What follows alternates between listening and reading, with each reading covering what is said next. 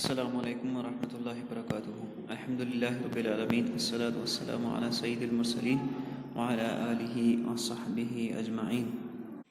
Dear students, today we are going to start our second lecture of Hindi for standard 7th। तो students, पिछले lecture में हमने कुछ lines पढ़ी थी इस लेसन की, तो आज हम आगे स्टार्ट करेंगे। तो अब हमने क्या किया, हमने जो पिछले लेसन में पढ़ा था उसके आगे क्या है कि दिन बीत गए। एक दिन ताइको ने एक पालकी जाते हुए देखी।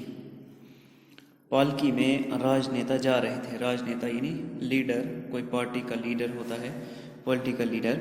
लोग उन्हें तरह तरह के उपहार और फूल मालाएं दे रहे थे। गिफ्ट, उपहार, फूल माला यानी हार, फ्लावर गार्लैंड, हार दे रहे थे।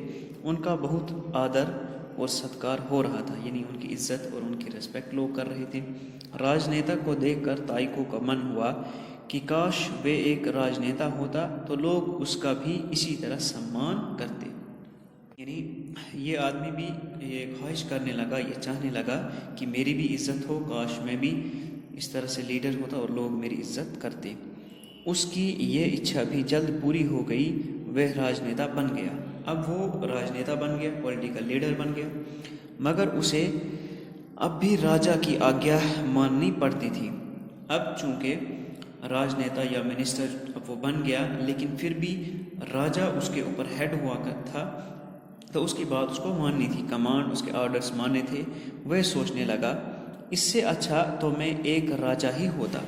अब उसको और ख्वाहिश बढ़ने लगी आगे आगे के लिए। अब कहने लगा, मैं राजा होता, मुझे कोई हुक्म नहीं करता, मैं दूसरों को हुक्म करता और सबसे बड़ा मैं होता। जल्द ही उसकी ये इच्छा भी पूरी हो गई। अब ये भी पूरी हुई।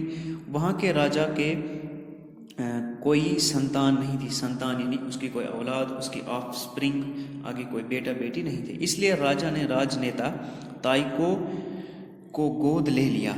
तो उसने क्या किया, उसी राजा ने, जब उसकी औलाद नहीं थी तो उसने इसको गोद ले लिया। ये मुहावरा है गोद लेना, यानी किसी को अपना बेटा मान लिया। जैसे बहुत सारे लोग होते हैं जिनको अपनी औलाद, बेटा बेटी नहीं होते, तो किसी से बेटा या बेटी बचपन में वो मांग कर लाते हैं, उसी को अपना बेटा बनाते हैं।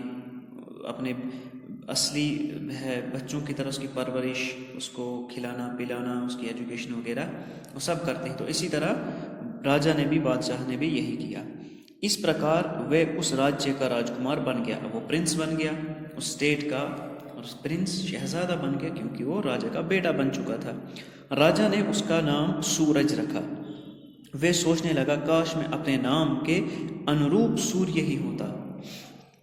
अब जब उसका नाम सूरज रखा, उसने सोचा कि सूरज जितना ऊंचा होता है, जितनी लाइट होती है, सबको रोशनी देता है, तो अनुरूप यानी जैसा नाम तो वैसा काम, मैं भी उसी तरह सूरज बन जाता। जैसे ही सूरज बनने की इच्छा पूरी हुई, बादलों ने ढक लिया। अब क्या हुआ, जब वो सूरज बन गया, उसकी इच्छा पूरी हो गई, तो जैसे बादल सूरज के आगे से आते हैं, बादलों का मौसम होता है, बारिश पड़ती है, तो बादलों ने उसको ढक लिया, छुप गया वो बादलों के पीछे। अब उसने क्या चाहा, बादल बनने की हुई। अब उसने सोचा, मैं तो बादल ही बनूंगा। जब वह बादल बना तो उसे पता चला कि हवा उससे ज़्यादा ताकतवर होती है, जो बादल को भी उड़ा सकती है। अब उसको ये पता चला कि बादल भी कमज़ोर हैं, हवा तो इतनी तेज़ होती कि बादलों को भी उठाती है। अब वे हवा बनकर बहने लगा, यानी अब उसकी इच्छा हुई कि अब वो हवा बने, हवा भी बन गया और चलने लगा। मगर बहते बहते वे एक पर्वत के सामने रुक गया।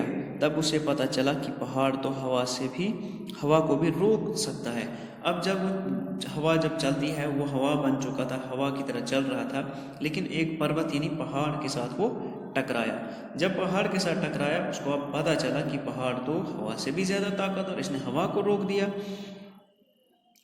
उसके मन में पर्वत बनने की इच्छा हुई, तो वह पर्वत बन गया। अब वो पहाड़ भी बन गया। थोड़ी देर में उसे एहसास हुआ कि कोई व्यक्ति उसे तोड़ रहा है। वह सोचने लगा कि पर्वत तोड़ने वाला ही सबसे ताकतवर होता है। अब उसे महसूस हुआ जैसे इंसान पत्थर तोड़ता है, पहाड़ तोड़ता है, मजदूर वगैरह, तो कोई उसको तोड़ रहा है, यानी वो पहाड़ बन गया था, अब उसको कोई तोड़ रहा है। अब उसको ये ख्याल हुआ, इतना बड़ा पहाड़ बन गया मैं, इतना ताकतवर, अब मुझे ही कोई तोड़ रहा है। फिर उसको समझ में आया कि ये तोड़ने वाला इस पहाड़ से भी ज़्यादा ताकतवर है। तब उसने फिर से पत्थर तोड़ने वाला बनने की इच्छा जाहिर की, जो वह शुरू से था। अब फिर ये ख्वाहिश हुई कि नहीं, ये पहाड़ तोड़ने वाला ही सबसे बड़ा है और मैं वही बनूंगा जो पहाड़ तोड़ सकता है। तो वो फिर से मजदूर और एक इंसान बनने की इच्छा की, लेकिन इस बार ईश्वर ने उसकी एक न सुनी और उसको उसी प्रकार पर्वत रहने दिया। लेकिन अब ईश्वर ने, गॉड ने उसकी ये दुआ नहीं सुनी, इसकी ख्वाहिश पूरी नहीं की और वो पहाड़ ही रहा। तो बच्चों, इसका ये मतलब है कि इच्छाओं का कोई अंत नहीं होता, यानी एंड नहीं होते, इच्छाएं कभी ख़त्म नहीं होती हैं। अपनी इंसान जो चाहता है मैं ये बनूं, मैं वो बनूं, कभी ख़त्म नहीं होता है।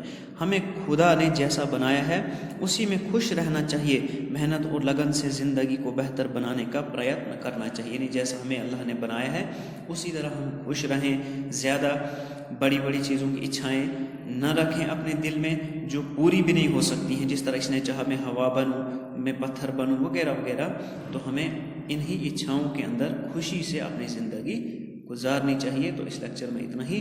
अस्सलामु अलैकुम वरहमतुल्लाहि वबरकातुहू।